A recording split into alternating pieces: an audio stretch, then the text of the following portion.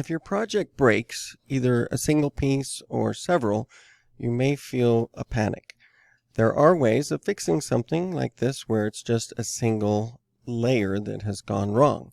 If all of them go wrong, it's probably because you moved, renamed, or deleted the original file. You may just need to restore it, but you can also say reload. So you can say right click, and if you just made a change that isn't showing, as I said, you can reload. If you need to replace the footage by pointing to the file that has all the layers in it, you can do that. You can just say replace the footage with the stuff that is in that file. And if it has the same layers, then it should be able to find all of the layers.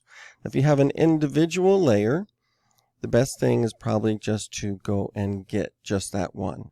You can do that by replacing the footage of that layer, selecting the graphic. This is a file that I didn't use. It's much older, but I should be able to go importing as footage and get that single layer.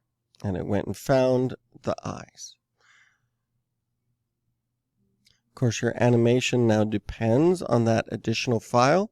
So when you're collecting everything up to turn in, you're going to want to make sure I get both of those. Right click and Reveal and Explore will show that it is going to the 23.12.07 version, and in After Effects we've got the head, Reveal and Explore, is going into the animation folder with a separate file. So it can be problematic if that happens a lot. So that's why we don't rename the layers or move things around.